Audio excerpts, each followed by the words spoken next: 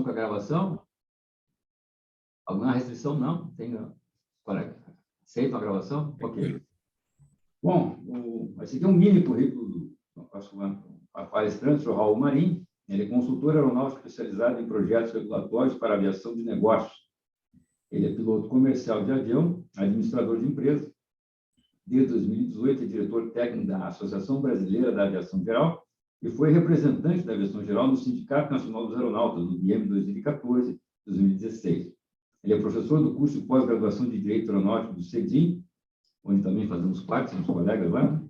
E o Raul Marinho é presidente do Instituto para Ser Piloto, vice-presidente da Brazilian General Aviation Safety Team, coordenador-geral do Comitê Técnico de Serviço de Transporte Aeromédico da ANAC e consultor associado da Comissão de Direito Aeronáutico de São Paulo, nossas saudações aos colegas de São Paulo, e articulista de diversas publicações especializadas em aviação e autor de livros sobre o mercado aeronáutico e sobre negociação e estratégia empresarial, além de palestrante internacional e eventos da aviação. É membro honorário da FAB e ganhador do destaque CIPAER do CENIPA em 2021. Eu convidei o nosso administrador, o Raul Marinho, para estar aqui conosco hoje. Por quê?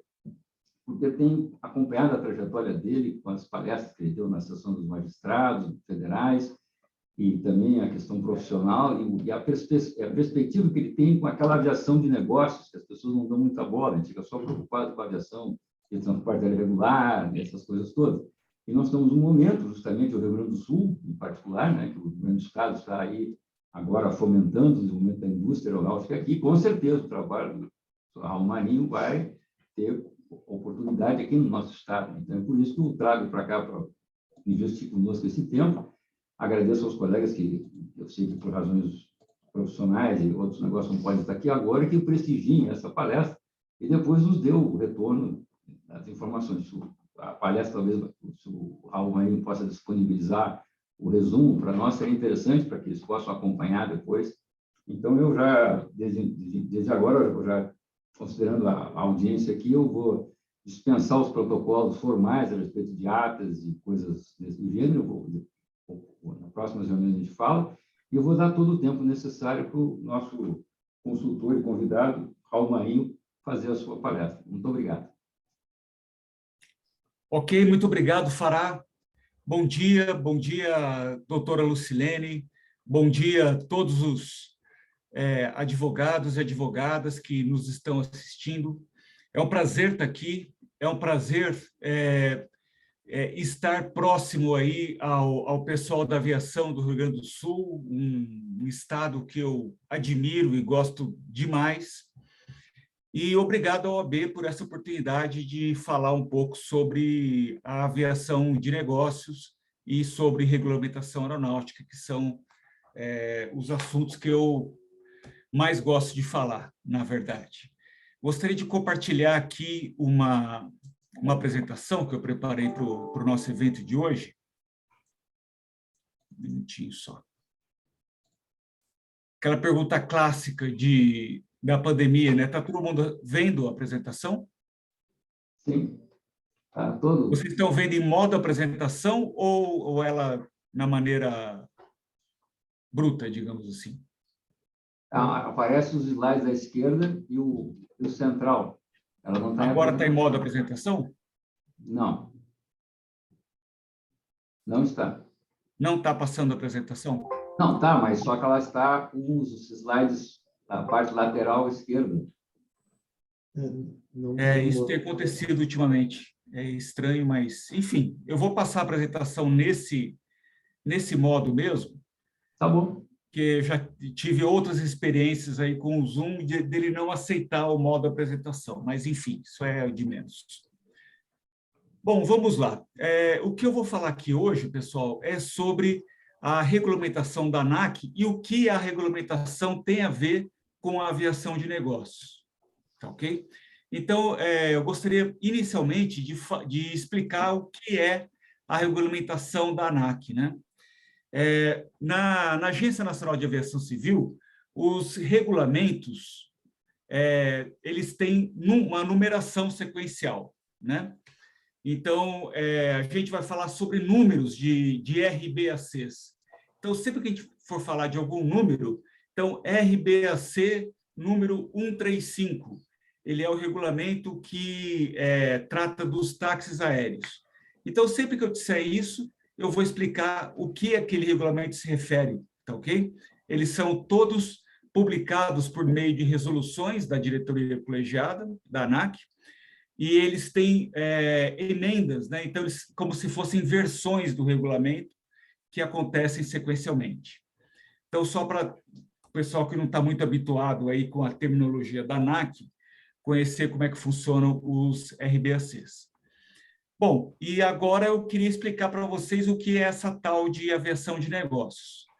É muito mais fácil entender a aviação, o que é a aviação de negócios, por exclusão. Ou seja, tudo que não é linha aérea, que é a chamada de RBAC 121, tudo que não é a aviação aerodesportiva, como, por exemplo, voo à vela, aviação com paragliders, com asas delta, que isso está tudo englobado no RBAC 103. Tudo que não é drone, que aí é o RBAC Especial 94. E tudo que não é a aviação militar é a aviação de negócios. Bom, o que sobra tirando isso tudo, né? Bom, então, entrando em cada segmento específico da aviação de negócios. O mais numeroso deles é o da aviação privada, que é quando pessoas físicas ou jurídicas adquirem uma aeronave. Lembrando que são pessoas jurídicas que não são da área da aviação. Então, por exemplo, quando uma empresa agrícola, uma indústria farmacêutica, um escritório de advocacia adquire uma aeronave, ela é operada como aviação privada, né? Depois a gente vai explicar o que é a aviação que não é privada, mas por enquanto vamos ficar aqui. E essa aviação privada, ela opera exclusivamente pelas normas do RBAC 91. Ainda na aviação privada, a gente tem aí a aviação compartilhada, que também é privada, mas ela tem uma regulamentação um pouquinho diferente, né? Elas têm aí a subparte K do RBAC 91, que a regula. É uma regulamentação específica para operação compartilhada. Nós temos aí, operando as mesmas aeronaves da aviação privada, a operação de fretamento, né? Que é o chamado táxi aéreo, que segue o RBAC número 135. Aí nós temos ainda no RBAC 135 a venda de assentos, que é quando uma empresa de táxi aéreo, ela, ao invés de fretar a aeronave inteira, ela vende assentos individualmente, que aí ela opera pela resolução 576. Ou então, a aviação subregional, que são operações regulares da aviação de táxi aéreo. Então, são aeronaves pequenas, de até 19 assentos, que vendem passagens regularmente para determinados destinos, que é conhecido como aviação subregional. Da reunião tu tens? Pois não? Não, desculpe, é que A doutora Maria tá ok. pediu o ID da reunião. Só um minutinho, Raul, desculpe, é que depois você edita isso aqui, tá? Eu vou cortar um áudio aqui, pode continuar. Tá, pode continuar, Raul. Ok. Bom, ainda no táxi aéreo, a gente tem o segmento offshore, né, que faz o transporte entre as plataformas de petróleo e o continente. São empresas de táxi aéreo também, portanto, seguem o RBAC 135, só que lá eles têm umas regras específicas do PEOTRAN, que é um regulamento publicado pela Petrobras, mas é bastante rigoroso aí sobre a questão de segurança operacional para as operações offshore. No aeromédico, nós temos aí um subsegmento específico, né, que é o transporte aeromédico de enfermos, que eles seguem, que são executados por empresas de táxi aéreo, só que eles seguem também algumas regras especiais da ANAC, aí a IS 135005, que foi publicada esse ano como resultado do trabalho do Comitê do Transporte Aeromédico da ANAC, do qual eu fui coordenador geral, e elas seguem também uma portaria do Ministério da Saúde, que é a portaria 2048, que regula as ambulâncias de uma forma geral e as ambulâncias aéreas em particular. Para o transporte de cargas expressas, nós temos aí o mesmo RBAC 135, mas ele normalmente segue algumas regras adicionais de transporte de artigos perigosos e alguma coisa específica, mas ela é entendida de maneira à parte aí, em termos de mercado. Nós temos aí a parte de instrução de voo, que são os centros de instrução da aviação civil, que seguem o RBAC 141. A aviação agrícola, que é muito forte aí no Rio Grande do Sul, por sinal, que ela é efetuada tanto com aviões quanto com helicópteros, coisa que pouca gente sabe, que ela é executada com helicópteros também, que segue o RBAC 137.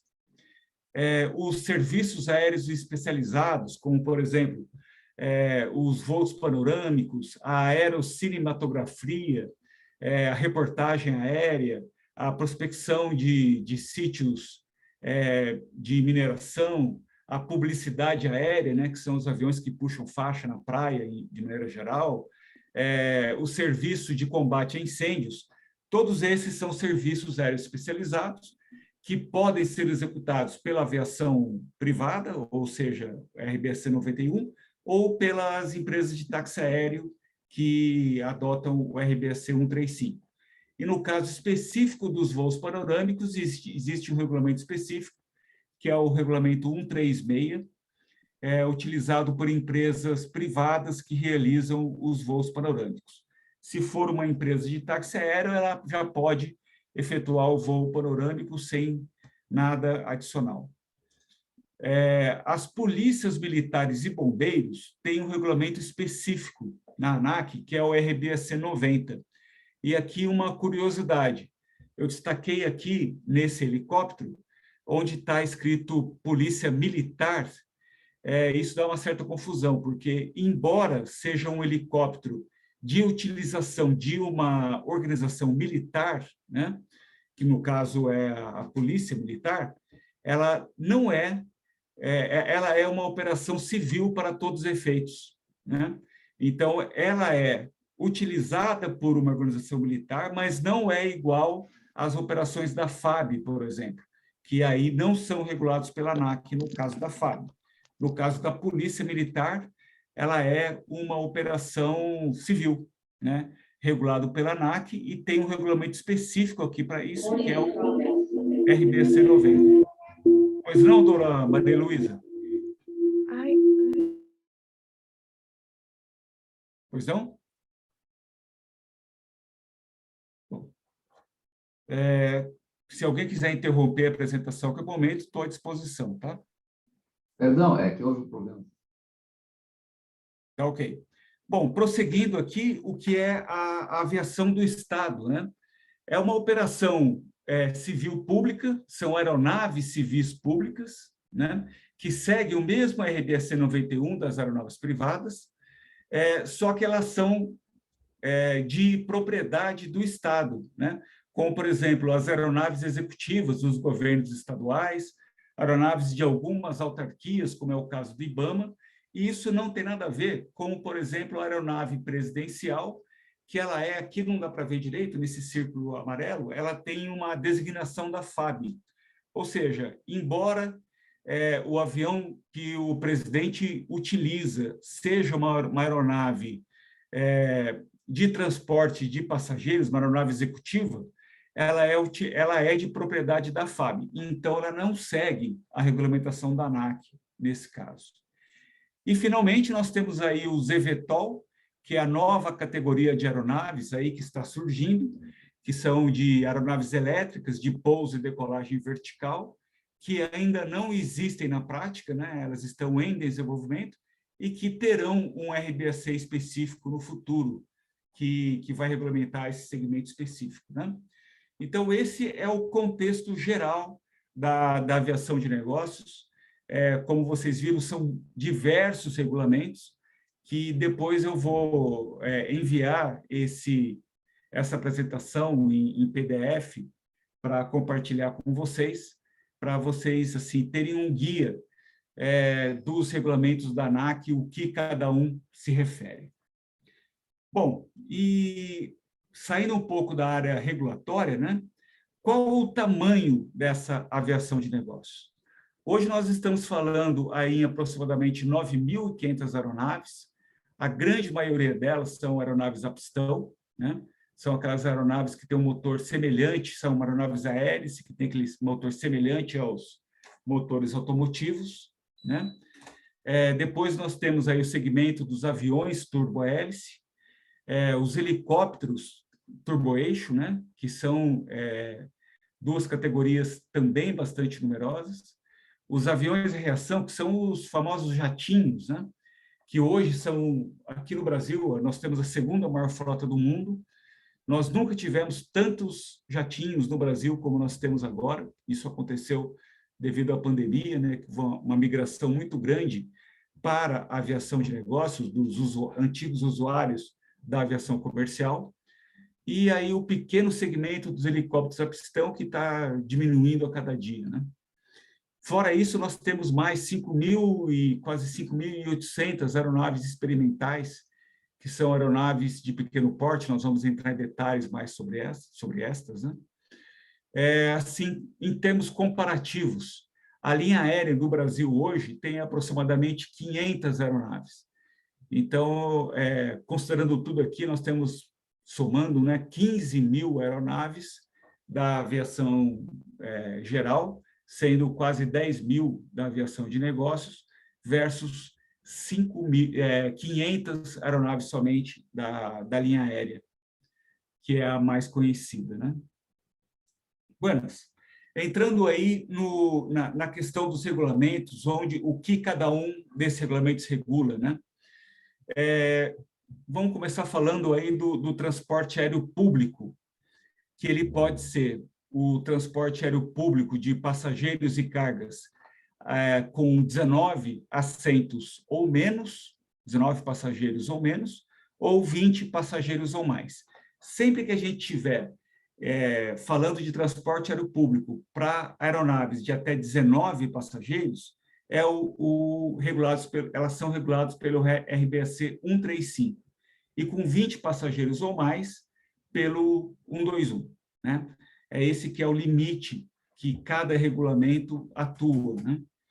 O transporte aéreo privado para qualquer quantidade de passageiros é o RBAC 91, e aí nós temos os segmentos que não têm passageiros, né? Eles, por exemplo, a instrução de voo, ela não leva passageiros, ela leva alunos, né? A aviação agrícola não leva ninguém além do piloto. Os serviços aéreos especializados, eles levam a tripulação e pessoas específicas. Então, se for reportagem aérea, leva o repórter. Se for uma operação de aerolevantamento, pode levar ali o técnico em aerolevantamento, mas ela não leva passageiros em si.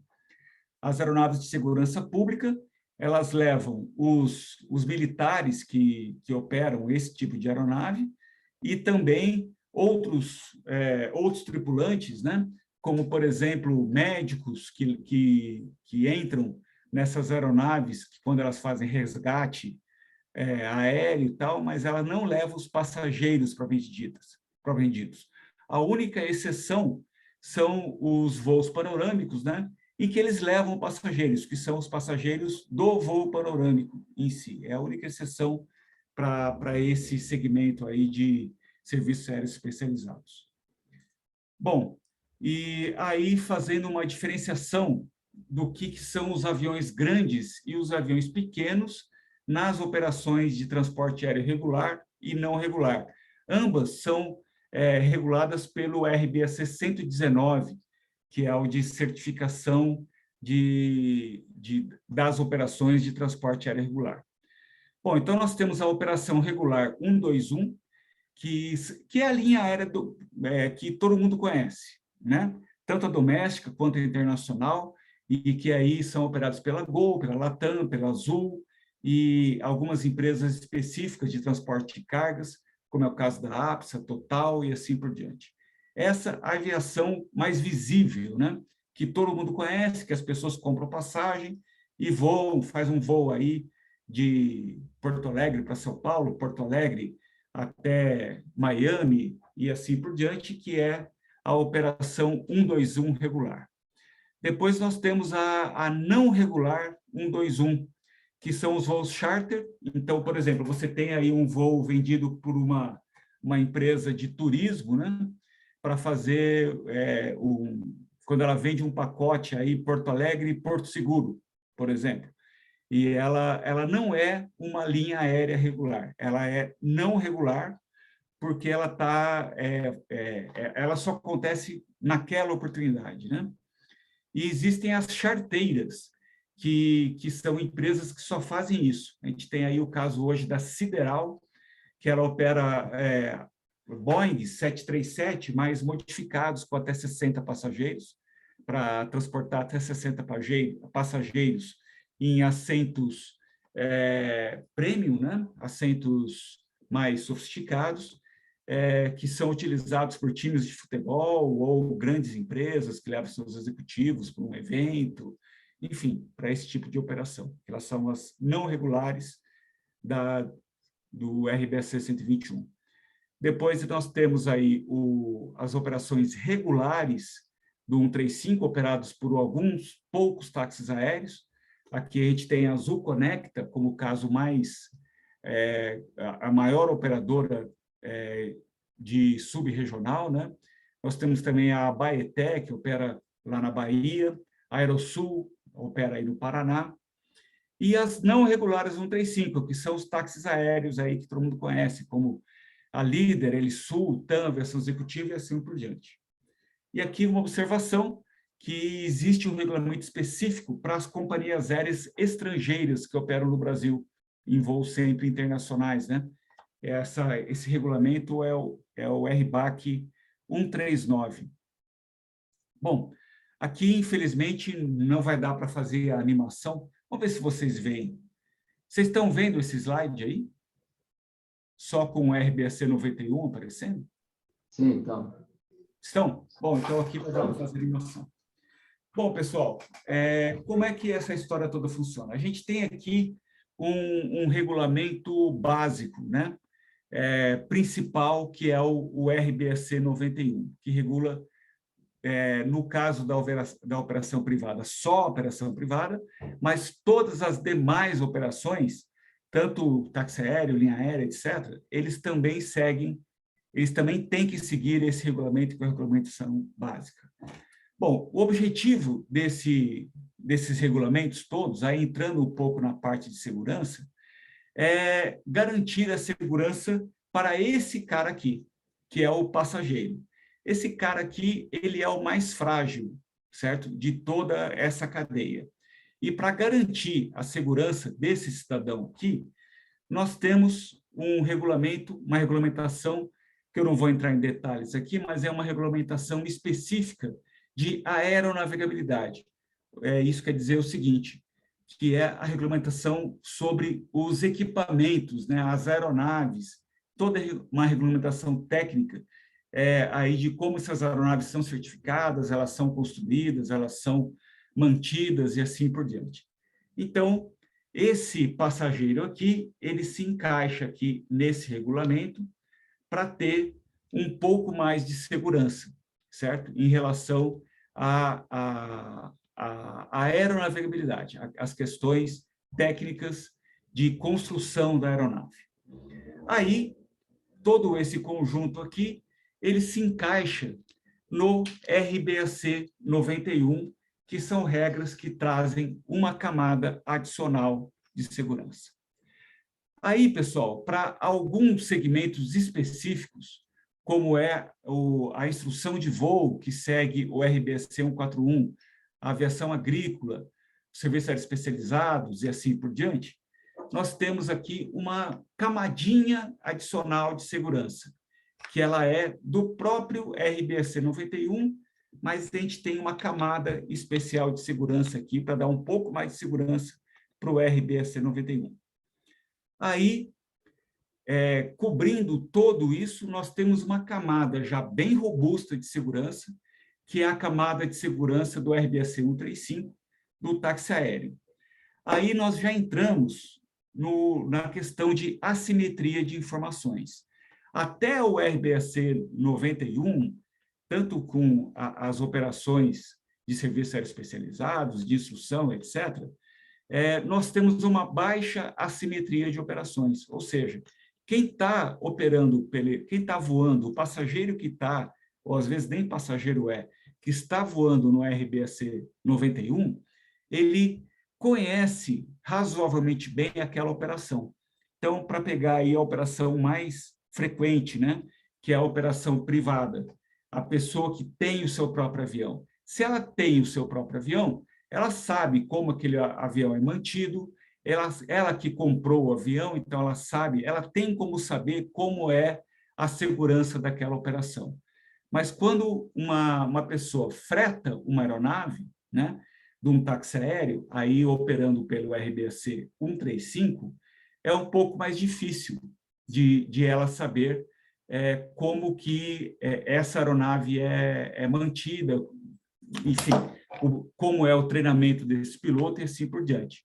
Então, para isso, existe uma camada adicional de segurança, que é o RBAC 135, que traz muito mais segurança para essa operação. E para as pessoas que compram passagens aéreas, né, que é o passageiro do avião da Gol, da Latam, etc., a gente tem uma camada mais robusta ainda, que é a do RBAC 121, que aí a gente tem a maior camada possível de segurança da operação. Então, aqui a gente tem toda a segurança possível que a ANAC utiliza para regular a operação. E isso varia do RBAC 121 pela quantidade de passageiros. Então, quanto mais passageiros, maior a camada da segurança de voo. E aí nós temos aqui, lá no meio disso tudo, um outro segmento, que são o das aeronaves experimentais de construção amadora, que elas têm um nível de segurança por conta e risco, né? Então, ela nem tem essa camada básica de segurança. Então, ela não tem a camada da linha aérea, do 121, ela não tem a camada do 135, ela não tem a camada do 91, ela não tem a camada de aeronavegabilidade, ela não tem praticamente nenhum requisito de segurança. O passageiro aqui, que não é um passageiro, normalmente é a pessoa que construiu a própria aeronave, ele voa por conta e risco, certo? Ele não tem nenhuma proteção adicional de segurança, praticamente. A gente vai falar disso um pouco mais à frente, tá? Bom, vamos lá. E o que é que muda entre um segmento e outro? Aí a gente tem critérios técnicos, né, de aeronavegabilidade entre as operações. Elas são muito mais rígidas para o 121, que é a linha aérea, do que 135 e assim por diante. A gente tem diferenças aí na regulamentação de manutenção, da exigência de manuais e de revisões anuais que são efetuadas nessa aeronave, de qualificação de pilotos, dos exames médicos, do treinamento de pilotos. Aí a gente tem uma diferença grande no sistema de gestão de segurança operacional, que existem aí auditorias de segurança realizada nas operações de 121 e 135 também, em toda a regulamentação de prevenção de uso de drogas. Os requisitos de seguro também são variáveis. Aí a gente tem a possibilidade de operação com somente um piloto, que não é permitida para as operações de linha aérea, mas para todas as outras no caso do táxi aéreo, só para operações visuais. Os programas de CRM, que são os programas de integração da tripulação entre si, né, de comandante, copiloto, e no caso da linha aérea também de comissários de voo, o programa Resposta de Emergência, análise de pistas e assim por diante. Então, o que difere entre uma operação e outra, aquelas camadas de segurança, são basicamente essas as diferenças dessa tabela aqui que eu passei para vocês. E o que isso, onde isso se reflete em termos estatísticos? Aqui eu estou pegando as informações do RASO, que é o Relatório de Segurança Operacional de 2020, que é o último ano publicado, foi publicado no ano passado. Em breve deverá ser publicado o de 2021, né, agora em 2022. Vocês podem acessar esse documento aqui, só entrar no Google e colocar RASO ANAC, que vocês já entram na página da ANAC, em que esses relatórios estão publicados, né? E aqui, a gente tem aqui a taxa de acidentes, né, que a gente está mostrando aqui nesse gráfico, por tipo de operação. Então, aqui nós temos o transporte aéreo regular, que é essa linha vermelha aqui de baixo, que é o... Trocou a página, Raul. Raul. Travou a página? Não, tá. Continua na página agora sim. Tá. Então, vocês não viram. Eu passei depois, vocês veem aqui no PDF, vocês não devem ter visto isso daqui também, que é a tabela ali de diferenças entre as operações que eu já passei, tá? Infelizmente, ela ficou travada também, mas isso vai estar no PDF, tá? E vocês podem ver com mais detalhes. Bom, mas entrando aqui nas taxas de acidentes por tipo de operação, né? Então, a gente tem aqui nessa linha vermelha de baixo a operação regular, né, que é onde tem a menor taxa possível.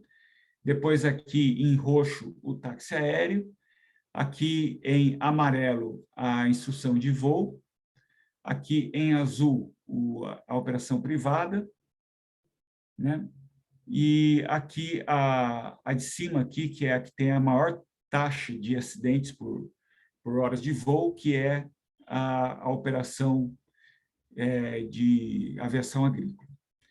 Bom, o que isso representa em fatalidades? Aqui a gente tem aqui um histórico de fatalidades desde 1979 até hoje. Aqui a gente percebe que esse índice, essa quantidade de fatalidades, de mortes na aviação, ela vem experimentando uma redução praticamente contínua, né? A gente tem aqui alguns soluços, né? Esses soluços acontecem quando ocorrem os grandes acidentes. Aí, para ficar nos grandes acidentes recentes, né? A gente tem aqui um soluço que aconteceu em 1996, quando houve o acidente da TAM, lá com o Fokker 100 da TAM, né? Com 99 vítimas, teve um soluço aqui. E aqui um soluço grande que aconteceu em 2006, 2007, com aqueles grandes acidentes com as aeronaves da Gol e da TAM, em 2006 e em 2007. Agora, quando não tem acidentes da linha aérea, a gente tem uma quantidade geralmente muito menor de acidentes. Aqui, se a gente pegar de 2011 até 2020, né? São 10 anos, né, contando os dois, que a gente só teve acidentes da aviação geral, a gente teve uma média de 61 vítimas por ano, sendo que um acidente único da TAM teve 200 vítimas, 199 vítimas. Vocês veem a diferença de quantidade, né? Então, aqui, a gente tem aqui essa média de 61 acidentes por ano, é muito maior do que a quantidade de acidentes que ocorrem na linha aérea, né? Sendo que o maior acidente da linha aérea que aconteceu até hoje foi o de Tenerife, né? Que foi um acidente entre 2 Boeing 747, que teve 583 vítimas em um acidente, né? Isso é mais do que o total de acidentes da aviação geral nos últimos 9 anos, né? para vocês verem a diferença, né, de ordem de grandeza entre os segmentos. Então, qual é o segmento que, na prática, oferece maior risco à sociedade? Evidentemente, é a linha aérea, né? Então, isso é um contraponto a esse gráfico aqui, que a gente estava vendo aqui, que a linha aérea ela tem uma taxa de acidentes por milhão de horas de voo muito menor do que os outros segmentos da aviação de negócio. Entretanto, é a aviação de negócio que oferece maior risco à sociedade, né? Bom, entrando aqui um pouco mais nas estatísticas. A aviação de linha aérea, ela teve um índice de 1,27 acidentes por milhão de horas de voo, né? Ou seja, aconteceu um acidente a cada 787 mil horas de voo. Isso seria equivalente a você ir com um jato que voa a 600 km por hora, a esse jato realizar 8 viagens a Marte. Então, a cada 8 viagens que esse jato realizar a Marte, nós teríamos um acidente. No caso da linha aérea, os indicadores de acidentes por milhão de horas de voo iriam significar que a cada 390 viagens à Lua, nós teríamos um acidente. E na operação privada, nós teríamos que realizar 11 viagens à Lua ou 703 voltas na Terra pelo Equador para ter um acidente. O que eu quero demonstrar com isso? Que, na prática, a taxa de acidentes em todos os segmentos da aviação é tão pequena que, em todas elas, a probabilidade dele ocorrer é algo extremamente baixo. Na prática, zero, em todos eles, de tão baixo que é, né? Quer dizer, então, que a aviação geral é mais perigosa que a aviação comercial, se a gente pegar esses índices aqui? Não, não é. E também não deveria ser. A própria ICAO, ela prescreve, ali no anexo 6, parte 2, se alguém tiver curiosidade em pegar esse documento, está lá na página 21 da 9ª edição.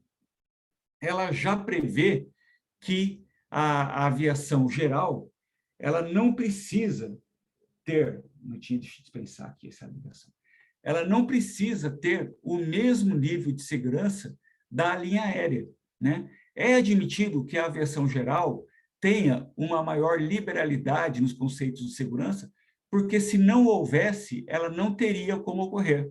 A gente vai explorar isso um pouco melhor mais adiante, né? Então, por exemplo, na questão de pistas de pouso e decolagem, a gente tem aí só 150, aproximadamente 150 pistas em que a linha aérea pode utilizar, contra quase 3.000 que a aviação geral utiliza. Então, isso quer dizer o seguinte, a gente tem diferenças muito grandes aí em dimensões das pistas, em comprimento e largura, em tipo de pavimentação dessas pistas, em auxílios a pouso e diversos outros quesitos, né, que são permitidos para a operação da aviação geral, que não são para a linha aérea. Mas, se não fosse essa liberalidade das operações de linha aérea operarem nessas pistas, ninguém poderia pousar lá. Então, por exemplo, pegando o caso aí do acidente da Marília Mendonça, ela estava num procedimento para pouso em um aeroporto que não poderia ser operado para a linha aérea. Bom, então quer dizer que a aviação geral também não poderia operar lá? Bom, veja bem, se a gente for rigoroso com a seleção de aeródromos que a aviação geral pode operar, aquele aeródromo não poderia ser utilizado. Então, não iria ter possibilidade daquela cidade em que ela estava indo receber uma operação aérea, né? Então, a aviação geral, ela tem maior liberalidade para ela fornecer maior conectividade aérea também. É isso que é preciso entender.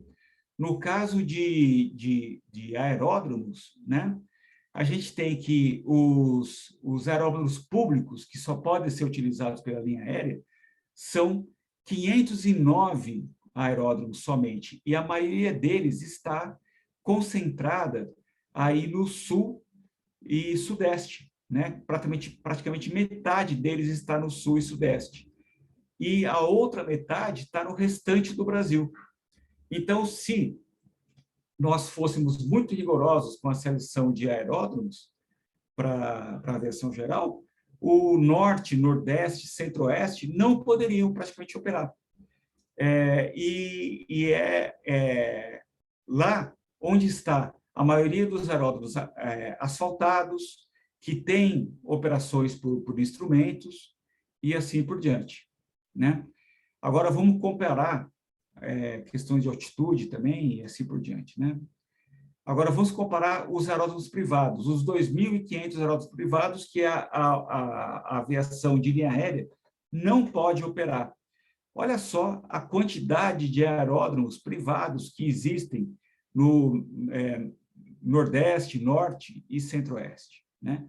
Só que lá a gente tem uma grande quantidade de aeródromos de terra, cascalho e grama, que só operam visual, ou seja, muito poucos que operam por instrumentos, né? São os que operam, são as pistas de menor comprimento, muitas de grande altitude. Então, por isso que a gente precisa ter uma maior liberalidade para a aviação geral em termos de segurança de aeródromos, por exemplo, né? Além disso, as aeronaves de linha aérea, elas só podem ser aeronaves a jato ou turbohélice. E, no caso da aviação geral, a gente tem aí uma grande maioria que são aeronaves a pistão, né? As questões de fiscalização da operação certificada, que é muito maior, e assim por diante. Tem inúmeras diferenças aqui, né? Só que essas diferenças que provêm um nível de segurança mais liberal para a aviação geral, elas são necessárias para que ela ocorra. Ou então, a gente vai ter um tipo de operação como o que acontece na China. Lá na China, por exemplo, eles só investem em aeroportos para a linha aérea, né? Só que eles têm uma malha aérea muito menor do que a nossa, né? Lá, toda a operação em localidades remotas, offshore, aeromédica, segurança pública, instrução, é realizada pela Força Aérea. Aqui no Brasil, essas operações são realizadas pela aviação geral. Lá não tem aviação agrícola, nem serviços aéreos especializados. Aqui no Brasil nós temos. Então, essa foi a opção que a China tomou, de praticamente não ter a aviação geral, e as poucas aeronaves da aviação geral que operam na China, elas só operam em aeródromos construídos para linha aérea. Aqui no Brasil, a gente tem um conceito diferente, né? Então, é questão de política pública, né? Como o Brasil funciona e como outros países funcionam. Bom, aqui eu queria entrar numa melhor avaliação de números, né?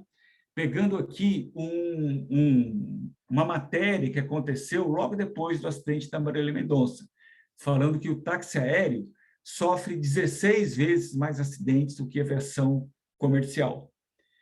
O que é verdadeiro, né? Se nós pegarmos aí o índice de acidentes que eu coloquei naquele gráfico lá, da operação de táxi aéreo, e dividir pelo índice de acidentes da linha aérea, a gente vai ter realmente que o índice é 16 vezes maior para a linha aérea.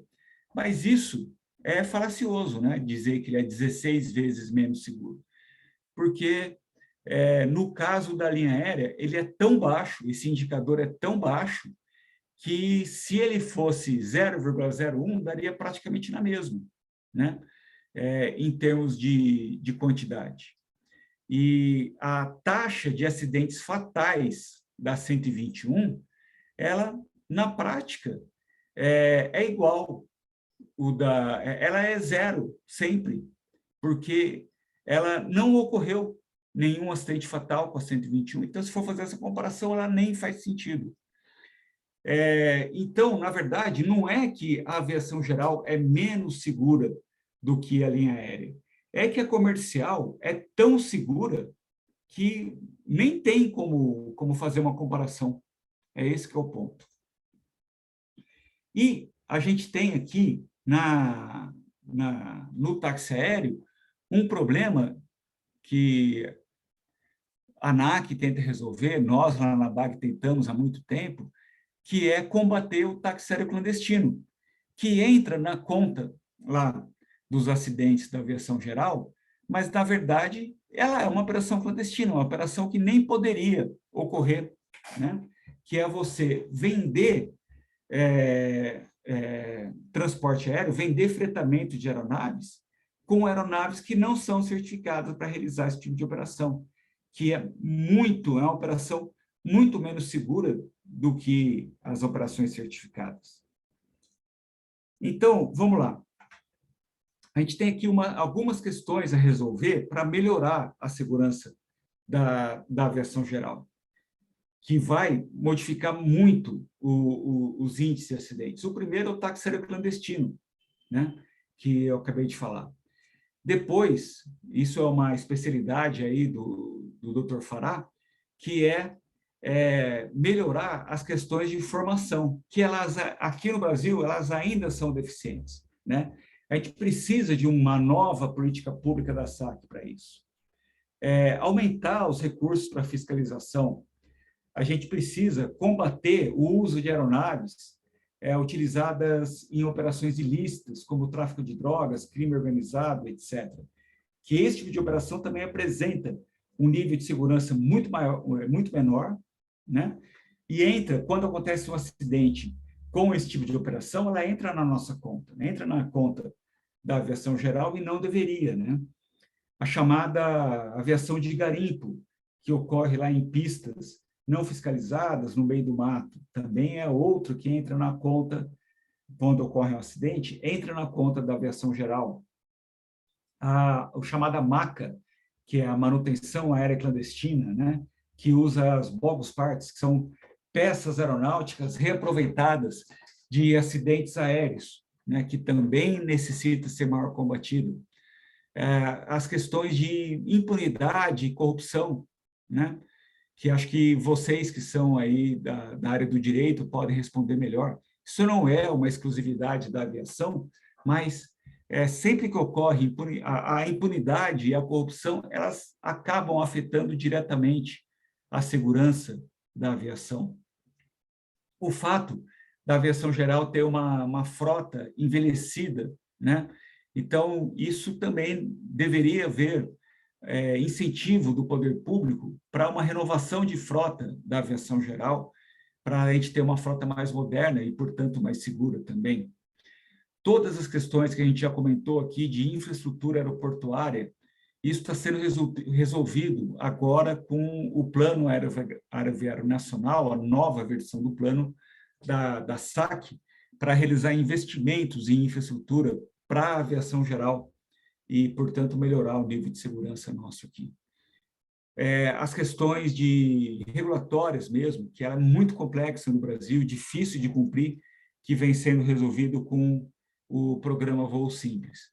E aí, um problema crônico que a gente tem no Brasil, que é uma cultura de segurança deficiente, não só na aviação, como existe também no transporte rodoviário, ferroviário, em diversos outros segmentos, aí, não só de transporte no Brasil, que, infelizmente, é uma realidade que precisa ser combatida. Então, a gente tem aqui muito o que fazer ainda para melhorar a segurança da aviação geral, embora ela já tenha um nível de segurança bastante razoável. A gente pode dizer que a aviação geral é segura, mas tem diversas ações que a gente pode fazer para melhorar ainda mais esse nível de segurança. Buenas, prosseguindo aqui. A gente tem aqui um segmento específico, que é aquele que eu falei, em que a pessoa que voa nele, que não é exatamente um passageiro, né? Ele é o próprio construtor da aeronave, em tese, ele voa por conta e risco. Então, o que é essa aviação experimental, que é muito numerosa no Brasil? São quase 6 mil aeronaves desse segmento. Elas são aeronaves experimentais, ou seja, supostamente que deveriam ser construídas de maneira amadora, ou seja, aquela pessoa é um engenheiro aeronáutico que trabalhou 30 anos na Embraer, que se aposentou, e ele fez um projetinho lá de um avião dele mesmo, e ele quer colocar em prática, né, por conta própria. Então, essa seria uma construção amadora. Só que o que acontece no Brasil, infelizmente, são empresas, né, que realizam construção em série dessas aeronaves de construção amadora. Ou seja, é uma aeronave de construção amadora feita em série, com o perdão da contradição em termos, mas é o que acontece no Brasil, que não deveria existir, né? Essa indústria da construção amadora.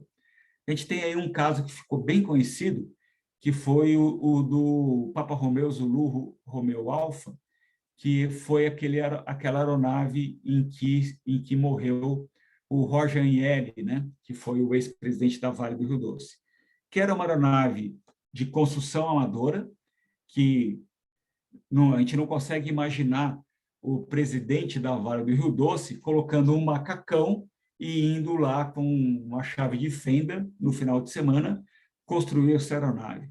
É óbvio que ela foi construída industrialmente, né? E, além disso, era uma aeronave com uma performance que a maior parte das aeronaves da aviação geral não tem, com um peso máximo de decolagem de 3.500 quilos.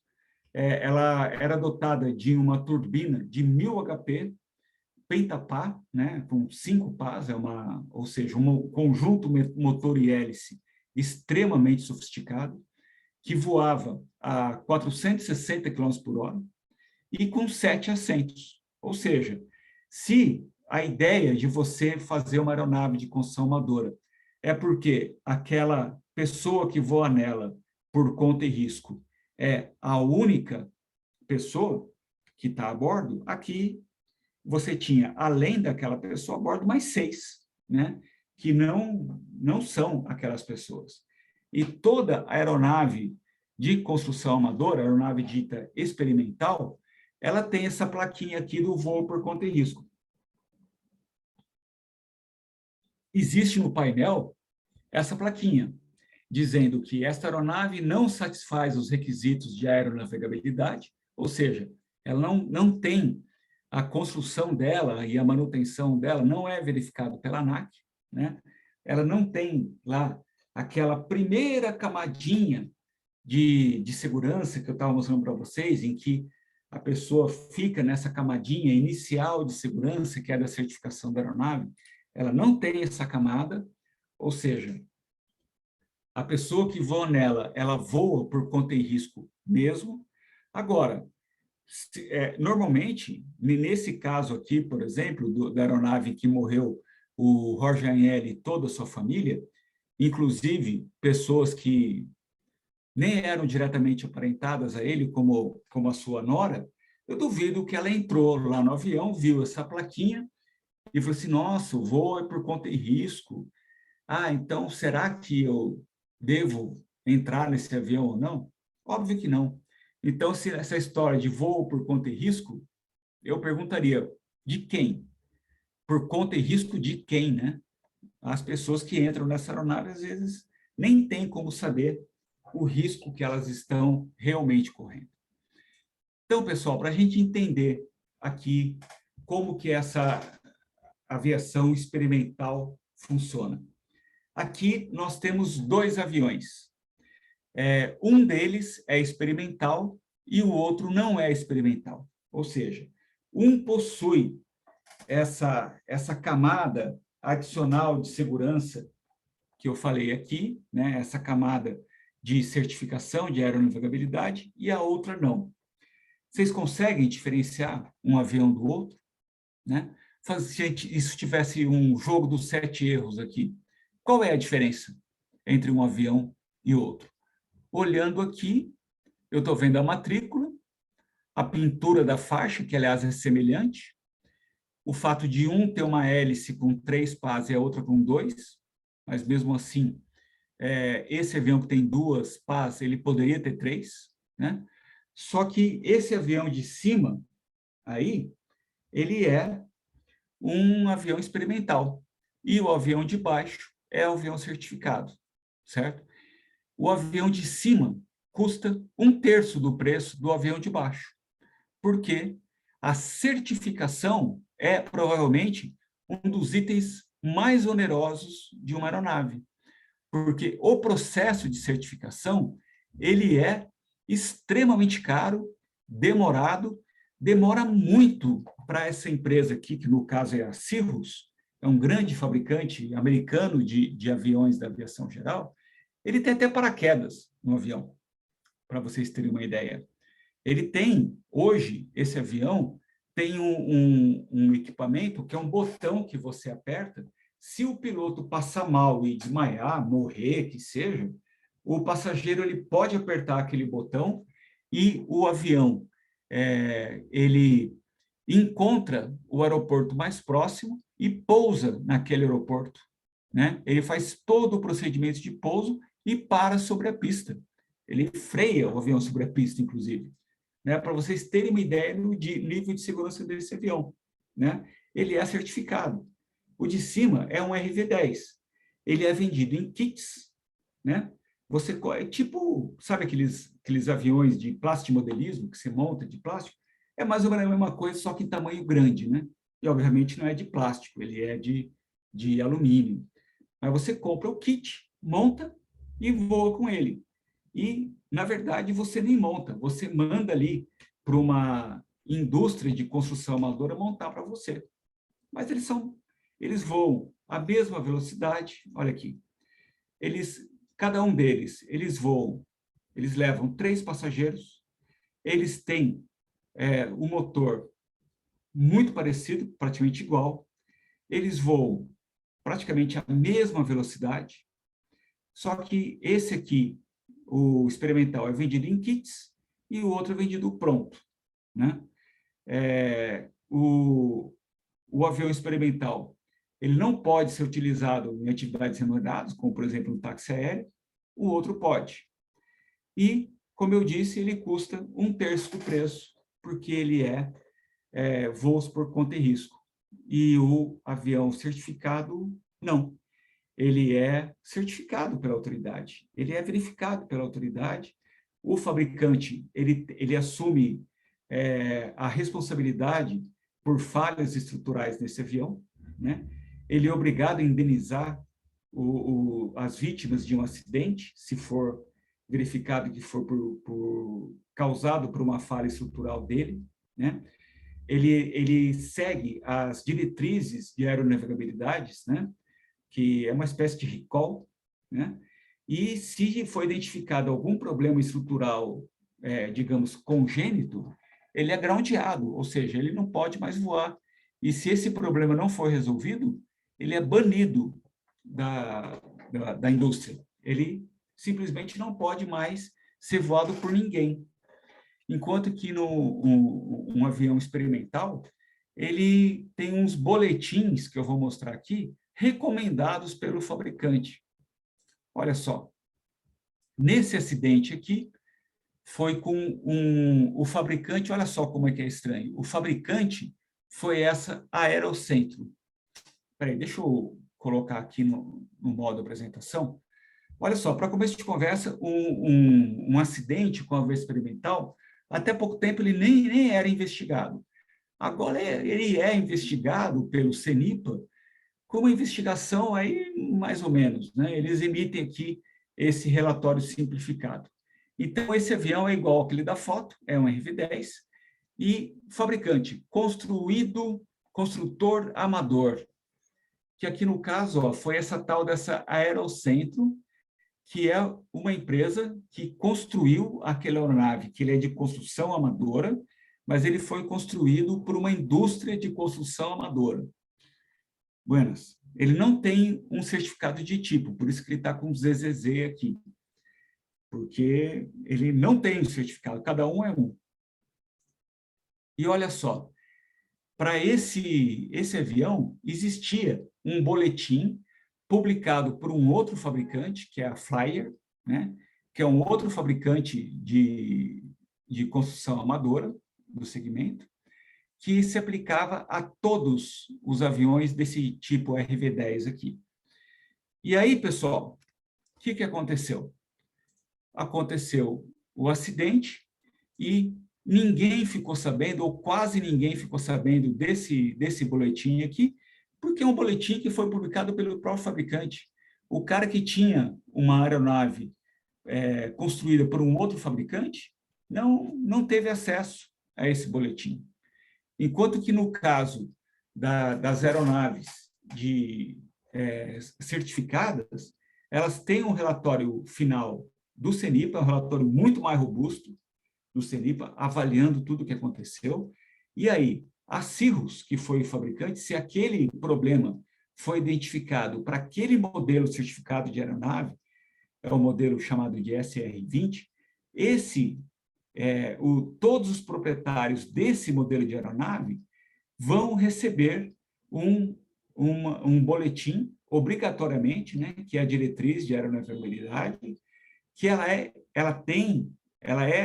o fabricante é obrigado a enviar para todos.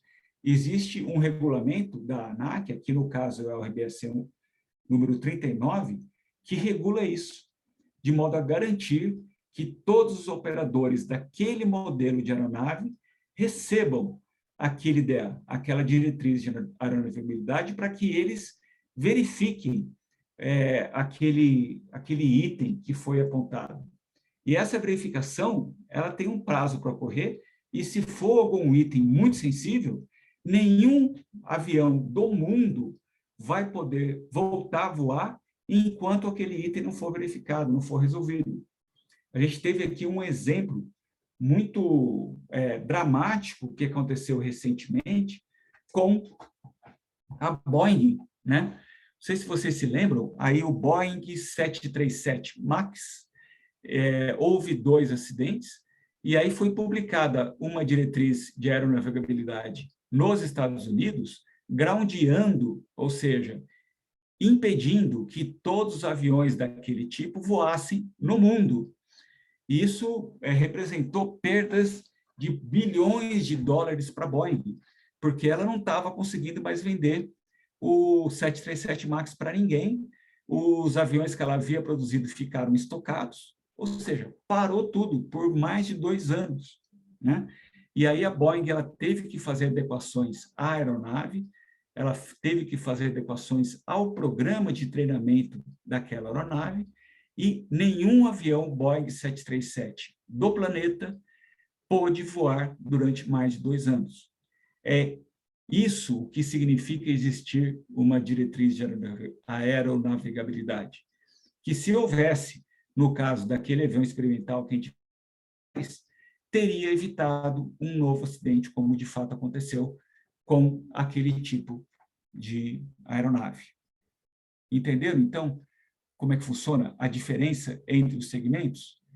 Então, a gente tem aqui uma diferença, uma distância muito grande entre as aeronaves experimentais de construção amadora e as aeronaves certificadas. Esse processo de certificação, que inclui a certificação da aeronave, a certificação da operação e também a certificação de aeródromos, ela é muito grande entre os segmentos. É isso que eu queria explicar para vocês. Não sei se deu para entender. Se não der, pessoal, entre em contato comigo, eu estou à disposição. Bom, desculpem pela extensão aí da apresentação, né? Como diria Voltaire, o segredo de aborrecer é dizer tudo. Então, assim, eu disse tudo que eu sabia, pelo menos, sobre esse assunto da palestra aí de regulamentação aeronáutica e segurança, que deve ter sido um pouco aborrecido, mas foi impossível de evitar. Se vocês tiverem alguma dúvida, algum questionamento, algum comentário, por favor, entre em contato comigo. Está aqui o meu e-mail, o meu telefone, que também tem o WhatsApp, e estou à disposição. Tá ok, pessoal? Muito obrigado.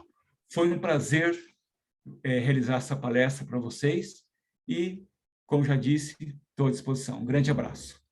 Eu queria dar os parabéns pela brilhante palestra. Eu sabia que ia ser assim. Há vários colegas que não puderam comparecer vão assistir a gravação, mas para aquelas pessoas que estão mais atentas ao nosso projeto aqui, eu pedi a primeira palestrante foi a engenheira a Ana Rebelo, que tu conhece, para a questão dos aeroportos, da regulamentação. Aí ela deu uma visão geral de tudo o que é regulado para se ter. Depois, o seguinte, eu pedi para o Dr. Carlos Eduardo falar sobre a geopolítica, é importante da percepção geopolítica da aeronáutica e o Brasil, né, na seara política que nós estamos, a importância do poder público, né, se preocupar com a pujança do Brasil na geopolítica de transporte aéreo, marítimo, assim por diante. E a sua palestra de hoje, ela vem ao encontro, não vai ser a primeira, talvez vai ter que chamar de novo, mas empresários da área responsável, porque nós temos o que vai se fabricar no Rio Grande do Sul são aeronaves para essa operação. Né? Aeronaves certificadas, né? A da Aeromote, você está falando? É isso, eu já estou falando já dessa. São aeronaves justamente... lembrando que essas aeromotes são excelentes aeronaves certificadas, como é aquela da Cirrus que eu mostrei. Isso, aliás, mas não é 121, é aviação geral, isso que eu quis dizer. Isso. A aviação geral, que é a aviação que essa gera trabalho, a formação dos pilotos, aqui, que vão alimentar as companhias aéreas. É que, infelizmente, o sistema, a judicialização do país é muito grande. Eu vou compartilhar com vocês o que foi dito nesse último... Agora eu vou trazer um pouco as informações do Aviation Law, lá da alta, e ao encontro que você falou, que vai realmente entrar dentro dos nichos da sua apresentação. Primeiro, pasmem ou não, 100% de todo o litígio mundial contra a companhia aérea, 90% praticamente é só o Brasil. Isso mostra que bater numa indústria organizada é mais fácil, né? Mas agora também eu quero dizer que perdi muitos amigos nessa aviação que você justamente colocou, que é a aviação experimental, né? Eu, como piloto de linha aérea, dificilmente levaria uma família num avião experimental. Vou ser bem sincero, já aconselhei pessoas aí pessoas de muito dinheiro, que queriam, vou pegar um avião pequeno. Não, eu ficaria na linha aérea. Vai com um avião de linha aérea e depois lá faz um transporte de outro tipo de transporte. Quer dizer, são riscos que as pessoas podem evitar de correr, né? Inclusive, vai ter um primeiro encontro nosso. O que acontece na experimental é o seguinte, se eu poderia voar num avião que eu construí, então eu posso importar um kit do RV10 e construir, participar da construção, aí eu vou ter certeza como ele foi construído. Mas não é assim que acontece, entendeu? As pessoas, elas voam em aviões que elas não têm como saber a qualidade da construção. Então, assim, um dia desse eu estava falando com um piloto desse, ele estava voando, a hélice se desprendeu e saiu em voo, se soltou, né? A hélice era de madeira, ela foi construída numa marcenaria. Ele veio descobrir depois, mas como assim uma marcenaria, né? Então é isso. Se me permite, o conceito que eu queria desenvolver no nosso trabalho é que as pessoas que vão assistir a sua gravação façam uma análise quantitativa e qualitativa do que está sendo dado e contextualize com a sua própria vida. Quantas pessoas, às vezes, pegam uma aeronave sem saber a origem e podem receber... No nosso primeiro encontro de direito aeronáutico, que vai ser dia 21 de outubro, próximo, vai ser junto à ESA, nós vamos trazer pessoas para palestrar. Vai ser a Luciana Vieira, faça o registro aeronáutico brasileiro, vai tocar nessa questão da navegabilidade.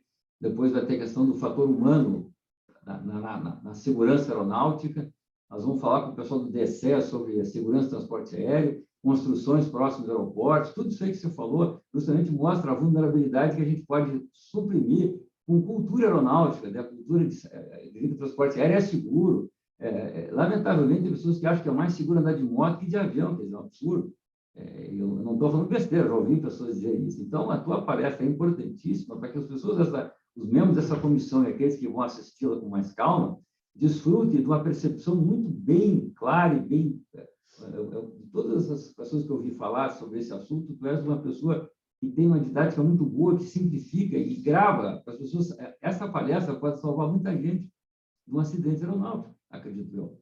Se a pessoa perceber o que foi dado e assimilar isso, pode, inclusive, aconselhar pessoas a não tomarem certas atitudes, né? Então, eu deixo a palavra a alguma colega que está fazendo pergunta aqui, a doutora Lucilene ou a doutora Maria, quem estiver online, por favor. Uhum. Quem é que está fazendo pergunta? Eu não consigo ver. Eu recebi aqui uma Oi. pergunta muito boa. Pois não, doutora Maria Luísa.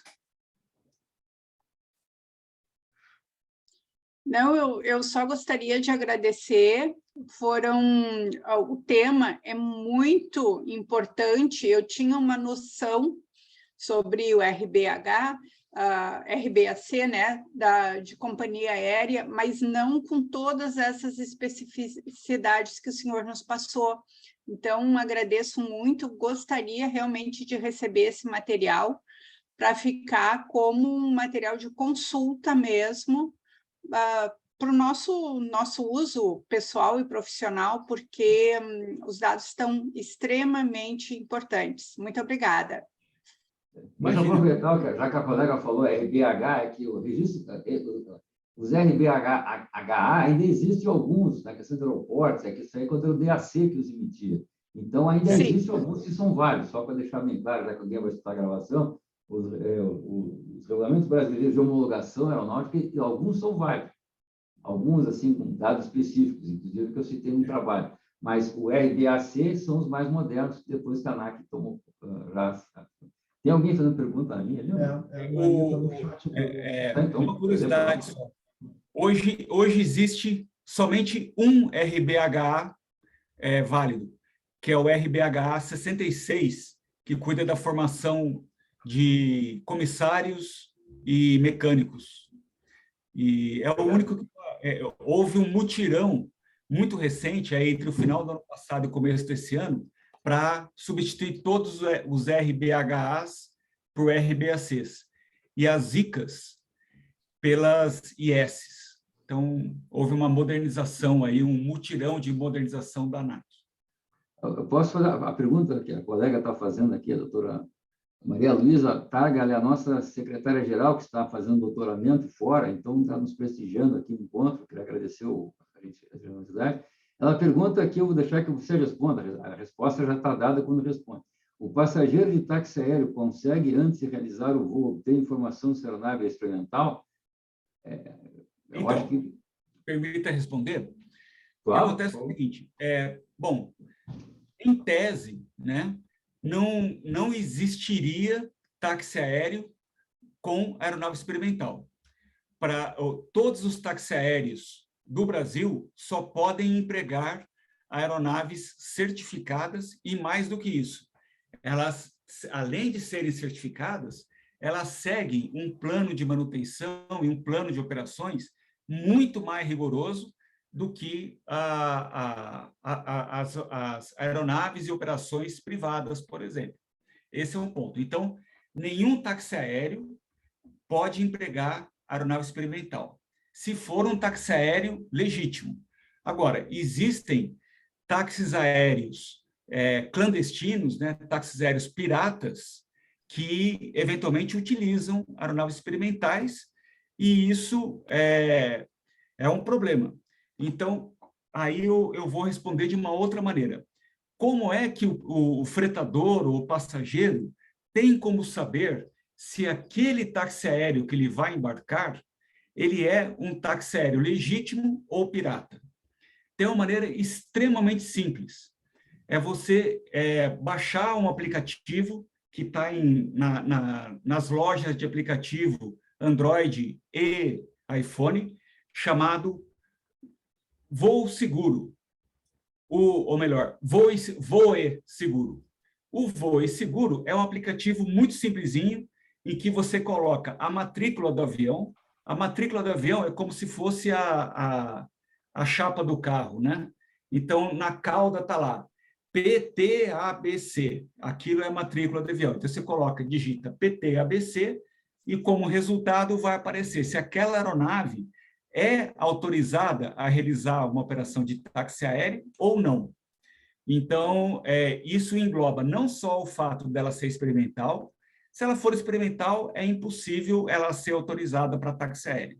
Agora, pode ser que ela seja uma aeronave certificada, mas não autorizada para táxi aéreo, que é perigoso também.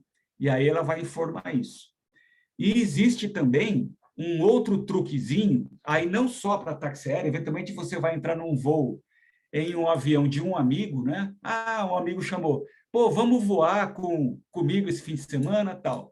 A hora que você chegar no aeroporto e for entrar no avião, presta atenção na matrícula. Se a matrícula dele começar com PU, é porque aquele avião é experimental. Então, as matrículas são PT, T de tatu, né? PT, PR, PS, ou PT, PP, P de pano, né? Então, PP, PT, PR e PS. Essas são as matrículas para aviões certificados. E os aviões experimentais utilizam a matrícula PU. Ou então, ele tem, né, para aeronaves acima de um certo peso, elas têm a matrícula igual da aviação certificada, só que depois a continuação dela começa por Z. Então, por exemplo, PTZRA, que era a matrícula daquele avião do Rogério L. Também é experimental, mas como ele tinha um peso acima de 1.250 quilos, ele utilizava essa matrícula que começa com um Z. Então, esse é um outro truquezinho aí para você ver se o avião é experimental ou não.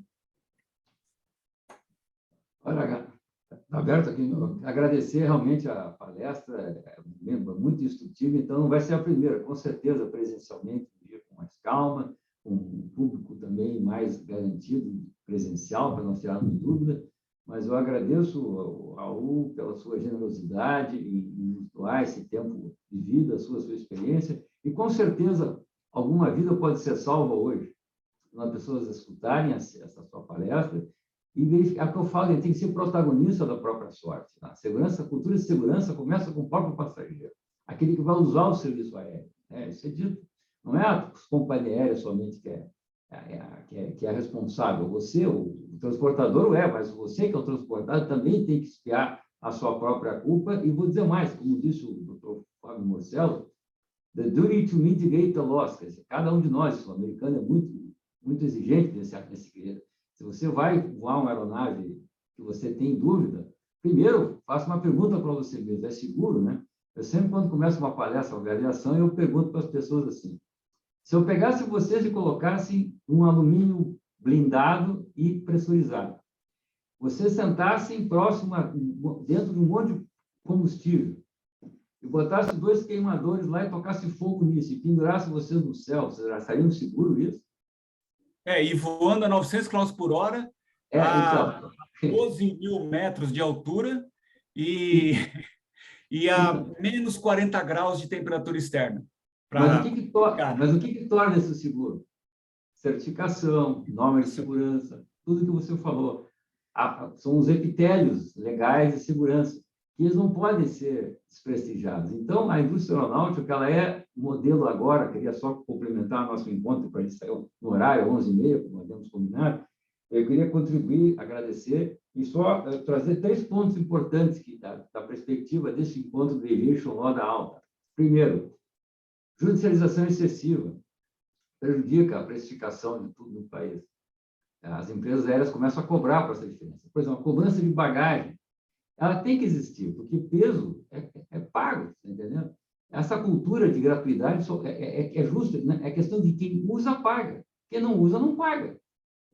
É mais correto, a companhia aérea precisa daquele espaço. O avião, como você me colocou, a certificação dele, inclusive a empresa que fabrica a aeronave, quando trabalha na Embraer, tinha um valor residual garantido no final do arrendamento, que é diferente do que aconteceu nos automóveis, que um peso final de 30 anos depois do uso tem que ser garantido um peso máximo, porque o peso para a aeronave é tudo, ela vai ficando mais velha, vai tendo mais carga de material de alumínio para reforçar a estrutura, então o peso é fundamental para o avião. Então não é justo que um passageiro que esteja com 10 quilos de bagagem pague para o outro que está levando 23. Se está precisando de 23, paga, eu acho mais justo isso, eu sou um viajante bastante frequente, e não me sinto constrangido. Se eu quiser despachar a bagagem, eu despacho e pago o despacho. Outra coisa, a questão das políticas públicas de construção de aeroportos, a fomentação justamente a própria aviação desportiva, assim, uma forma de construir uma ideia de segurança, né? Se tivesse mais incentivo nessa área dos jovens procurarem a aviação segura, não concorda? Tantos engenheiros nós temos no país, de todas as áreas. Agora, o Rio Grande do Sul, se tudo der certo, terá esse polo e, com certeza, vão usar todo o seu conhecimento na área da aviação geral, que é essa que eles vão voar. Essas aviões são voados, não devem ser aviões que vão operar a linha aérea, provavelmente, como modelos de aeronave, mas para aeronaves, justamente a aviação geral, não sei se concordam comigo.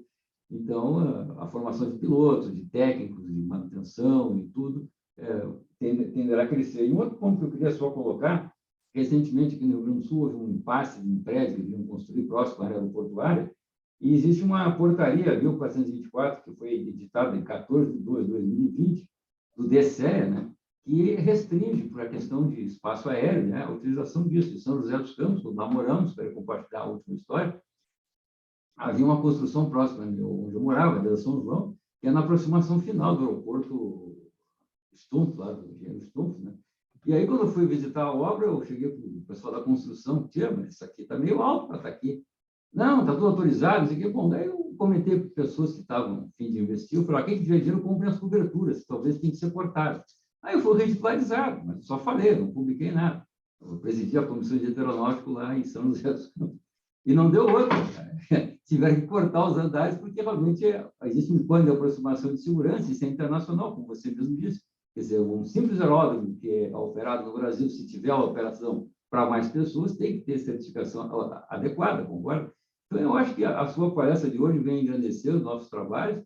Eu só peço desculpa, talvez, pelo quórum não tão grande hoje, mas, com certeza, a visualização será bastante boa e queria garantir que o crédito com o palestrante para uma próxima ocasião e que a comissão possa recebê-lo, outras comissões também, nessa área. Então, eu queria agradecer aos colegas que estão presencialmente, quer dizer, virtualmente, mas presentes hoje, aqueles que não puderam, compreendam, e deixo a última colocação para o nosso palestrante para encerrar os trabalhos. Ok, obrigado, doutor Fará. Foi um privilégio poder falar para um grupo tão seleto como é o de vocês, os causídicos gaúchos, lendários causídicos gaúchos, e gostaria de encerrar a minha apresentação fazendo um pequeno merchandising sobre um site que eu tenho especializado em aviação geral e especializado principalmente na parte regulatória.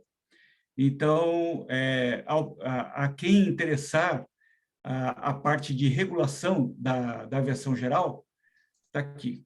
Estou compartilhando aqui o site, é o BisAvBis. Vocês podem clicar aqui nesse botãozinho e vocês recebem gratuitamente os posts publicados aqui nesse site, né?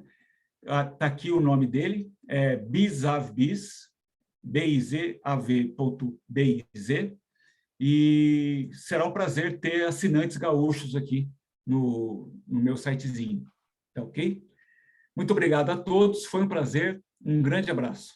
Até mais. Obrigado a todos os participantes e gratidão pelo apoio, Raul. Obrigado.